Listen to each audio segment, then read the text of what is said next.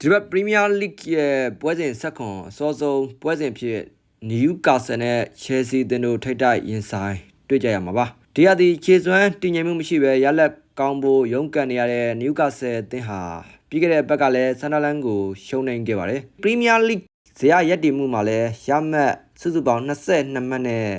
အဆင့်7အထိကျဆင်းနေတာကိုတွေ့ရပါတယ်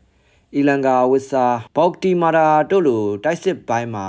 လူသစ်တွေဖြည့်တင်းထားပေမဲ့လည်းနိုင်ပွဲတွေဆက်တိုက်ရဖို့တော့ရုန်းကန်နေရတာတွေ့ရပါတယ်။ Chelsea အသင်းကတော့ဒီဟာဒီ Premier League ပွဲစဉ်16ပွဲကစားပြီးတဲ့နောက်ပိုင်းမှာရမှတ်28မှတ်နဲ့အမှတ်ပေးစရာအဆင့်4မှာရပ်တည်နေတာတွေ့ရပါတယ်။အသစ်ခေါ်ယူထားတဲ့တိုက်စစ်မှုဒီလက်ကဒဏ်ရာပြန်ရတာကြောင့်အထောင်တိုက်စစ်နေရာမှာ Chelsea အတွက်ပြဿနာတရက်ဖြစ်နေပေမဲ့လည်းတောင်ပန်ကစားသမားတွေရဲ့တူအားရုံးအားတွေနဲ့တွင်းကိုတွေကတော့ပုံမှန်ရရှိနေတာတွေ့ရပါတယ်။ဒီပွဲစဉ်ဟာနှစ်သင်းစလုံးအတွက်အတော်လေးအရေးကြီးနေပါတယ်။ Chelsea အသင်းကရှုံးနိမ့်သွားရင်အဆင့်4နေရာကနေဆင်းပေးရမှာဖြစ်တယ်လို့ Newcastle ရှုံးနိမ့်သွားရင်အဆင့်15လောက်ထိကျဆင်းသွားဖို့ရှိနေပါတယ်ဒီနှစ်သင်းကြားထိပ်တိုက်တွေ့ဆုံမှုနောက်ဆုံး10ချိန်ကိုပြန်ကြည့်ရင်တော့ Newcastle က4ပွဲနိုင်ပြီး Chelsea က3ပွဲနိုင်ထားတာတွေ့ရပါတယ်နောက်ထပ်3ပွဲကိုတော့တည်ရကျထားတာတွေ့ရပါတယ်ထူးခြားတာက Newcastle ဟာ Chelsea ကိုနိုင်ခဲ့တဲ့ပွဲစဉ်4ပွဲစလုံးဟာအိမ်ကွင်းမှာကြည့်ပဲဖြစ်တာကြောင့် Newcastle အိမ်ကွင်းမှာ Chelsea နောက်ဆုံးနိုင်ခဲ့တာက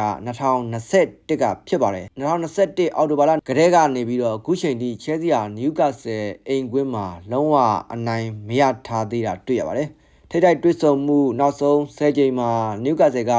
အနည်းငယ်အသာရထားတယ်လို့အိမ်ကွင်းမှာ Chelsea ကိုမရှုံးနိုင်တာလဲ4နှစ်ကျော်ရှိလာပါပြီဒါဟာစိတ်ဝင်စားစရာကောင်းတဲ့အချက်တစ်ခုလည်းဖြစ်ပါတယ်ဒီပွဲမှာစောင့်ကြည့်ရမယ့်ကစားသမားတွေက Newcastle ဘက်ကဆို Bruno Guimaraes ဂျာမန်တိုက်စစ်မှု Botimata စတဲ့ကစားသမားတွေဖြစ်ပါတယ်နှစ်ယောက်စလုံးက Newcastle အတွက်ဒီဟာဒီ Premier League မှာသွင်းကို9ဂိုးစီ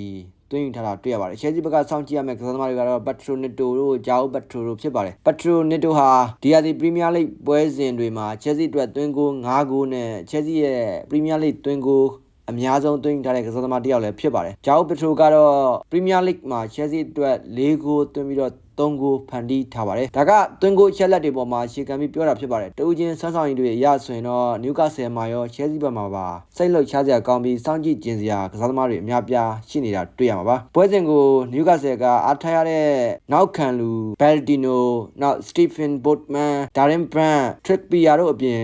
နံပါတ်1ကိုသမား Nick Pope လည်းဒဏ်ရာကြောင့်လွဲချော်သွားဖို့ရှိနေပါတယ် Chelsea အသင်းကတော့တိုက်စစ်မှုဒီလက်နောက်ခံလူကိုဝဲ Brazil လူငယ်တိုက်စစ်မှု Estevao တို့ဒီဘွဲကိုလွဲချော်သွားဖို့ရှိနေပါတယ်ဒဏ်ရာရကစားသမားတွေကိုဖယ်လိုက်ရင်လက်ချီလူစင်းမှာ Chelsea က Newcastle ထက်တာလွန်ကောင်းမွန်နေပါတယ်လက်တလောခြေစွမ်းတဲ့ရလက်တွေရကျင့်လဲ Chelsea က Newcastle ထက်ပိုကောင်းတဲ့အသင်းဆိုတာကိုလက်ခံရမှာပါ Newcastle ကခြေစွမ်းရောလူစင်းမှာပါအားနည်းချက်ရှိနေပေမဲ့လည်းတူးချင်းစွမ်းဆောင်ရည်ကောင်းတဲ့ကစားသမားကောင်းတွေရှိနေတာကြောင့် Chelsea အနေနဲ့ပေါ့ဆလို့တော့မဖြစ်ပါဘူးအချိန်မရွေး Chelsea ကိုဒုက္ခပေးနိုင်တဲ့ကစားသမားတွေ Newcastle ဘက်မှာပိုင်ဆိုင်ထားပါတယ်နောက်ဆုံး၄နှစ်တွင် Newcastle အိမ်ကွင်းမှာအနိုင်မရခဲ့တဲ့ Chelsea ဟာဒီပွဲမှာ Newcastle ကိုအနိုင်ယူပြီးအဆင့်4နေရာကိုခိုင်ခိုင်မာမာရှေ့ကုပ်ယူနိုင်မလားစိတ်ဝင်စားစရာကောင်းပါတယ်ကျွန်တော်မြင်ရတော့ဒီပွဲမှာ Chelsea ရှုံးနိမ့်သွားဖို့မရှိဘဲအနိုင်ဆုံးသေရမှတ်ရယူနိုင်စွမ်းရှိနေပါတယ်နှစ်သင်းပေါင်းတွင်ကိုလည်းများနိုင်တယ်လို့ထင်ပါတယ်ကြည့်ချူအားပေးကြတဲ့မိတ်ဆွေပေါင်းကျမ်းမာပေးကင်းကြပါစေခင်ဗျာ